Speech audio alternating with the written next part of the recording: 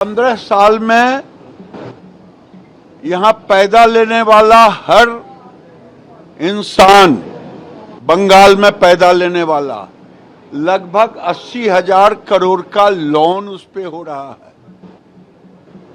ममता बनर्जी की जुबान इस पे नहीं खुल रहा है। ममता बनर्जी केवल केवल केवल घुसपैठिए मुसलमानों को बचाने में, वोट बैंक बनाने में धरना दे रही है। हमारे गांव की कहावत है, उल्टे चोर कोतवाल को डांटे। ये चोरी और सीना जोड़ी, शर्म आनी चाहिए ममता बनर्जी को। आज गांव-गांव के में किसान मजदूर रो रहे हैं और टीएमसी के काउंसिलर के चेहरे खिल रहे हैं। 58 লক্ষ মিসম্যাপ এখনো খোলাই হয়নি। আর নতুন ভোটার 2002-তে ছিল 40 লাখ, আর আজকে হয়েছিল 6 লাখ, কেটে দিয়ে 4.5 লাখ করেছে, এই 1.5 লাখ করেছে। 5 লক্ষ জ্যান্ত মানুষকেও কোথাও কোথাও জীবিত মৃতও দেখানো হয়েছে।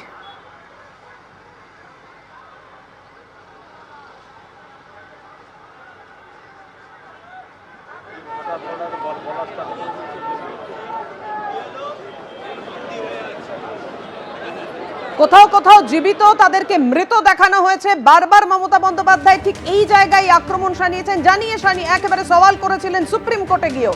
গতকাল সুকান্ত মজুমদার কি বলেছেন, আজকে কল্যাণ বন্দ্যোপাধ্যায় কি বললেন, পরপর আপনাদের সাথে। মমতা বন্দ্যোপাধ্যায় প্র্যাকটিস করছেন, কারণ এরপরে উনি বিরোধী দলনেত্রী হয়ে যাবেন, তখন ওনাকে ধর্নাতে বসতে হবে বিজেপির মুখ্যমন্ত্রীর বিরুদ্ধে, তাই এখন থেকে প্র্যাকটিস করছেন। সুকান্ত মজুমদার কোনো এমন কোনো ব্যক্তি নয় যে যার উপর রিয়াকশন দেওয়া যায়। অতি নগণ্য একটা রাজনীতিবিদ। কি করে ডক্টরেট হয়েছিল আমি জানি না। মানুষকে সম্মান দেয় না। পশ্চিমবাংলার মানুষের সমস্ত অধিকারকে ওরা কেড়ে নিয়েছে। ওদের যে কি হাল হবে সেটা কয়েকদিন পরে দেখতে পাবেন। নির্বাচন কমিশনের ফুল বেঞ্চ আসার আগে এই যে ছবি আপনারা সরাসরি দেখতে পাচ্ছেন, ধর্নায় বসে রয়েছেন মুখ্যমন্ত্রী মমতা বন্দ্যোপাধ্যায়। এসআইআর নিয়ে আক্রমণ আরো তীব্র করেছেন, এর পথে তো নেমেইছেন। এবারে একেবারে ধর্না মঞ্চে মুখ্যমন্ত্রী মমতা বন্দ্যোপাধ্যায়। স্বপন মজুমদার কি বলেছেন দেখুন। আজকের যে ওনার মেট্রো চ্যানেল, ওয়াই চ্যানেলের সামনে যে ধর্নাটা প্ল্যান করা আছে, সেটা একদিক থেকে উস্কানিমূলক, যার প্রধান উদ্দেশ্য হচ্ছে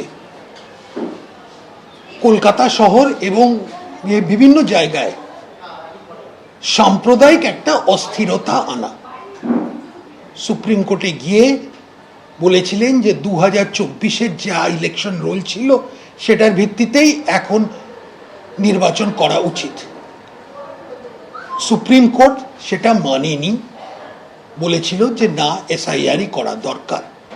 তো এটা হচ্ছে আরেকটা পরিকল্পনা, যাতে সারা পশ্চিমবঙ্গে এক ধরনের অস্থিরতা শুরু করে, যাতে ওই এসআইআরটা ইলেকশন কমিশনের কার্যকর্ম ভেস্তে দেওয়া যায়। অর্থাৎ এসআইআর কে ভেস্তে দিতেই তৃণমূল এটা পরিকল্পনা করছে, এমনটাই বিজেপি এভাবেই আক্রমণ শানাচ্ছে। তৃণমূল সাংসদ সুখেন্দু শেখর রায় কি বললেন দেখুন। বিধানসভা, লোকসভা, পুরসভা, কর্পোরেশন, পঞ্চায়েত, সমবায় সমিতি সবগুলোতে বিজেপি গোহারা হেরেছে, আর দুটো দল শূন্য থেকে মহাশূন্যের পথে হাঁটা দিয়েছে।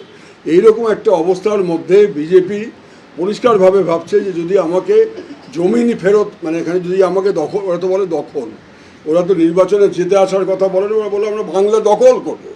ওদের সায়েন্স ছাড়া পাবলিক মিটিংয়ে দাঁড়িয়ে বলে আমরা দখল করব। সেই দখল করতে গেলে ওরা দেখছেন যে জনসমর্থন নিয়ে দখল করা যাচ্ছে না। তাহলে গণতান্ত্রিক প্রক্রিয়া হচ্ছে যে জনসমর্থনের মাধ্যমে একটা সরকার নির্বাচিত হবে। অতএব জনসমর্থনের বাইরে গিয়ে একটা বাইপাস সার্জারি করে কোনো একটা সিচুয়েশন তৈরি করা যায় কি না, যার মাধ্যমে আমাদের সেই কাঙ্ক্ষিত ক্ষমতা দখলের অভিযানটা সফল হবে। এবং এই জন্যই এসআইআর, এই জন্যে 172 জন মানুষকে ফোন করা। এবিপি আনন্দ, এগিয়ে থাকে, এগিয়ে রাখে।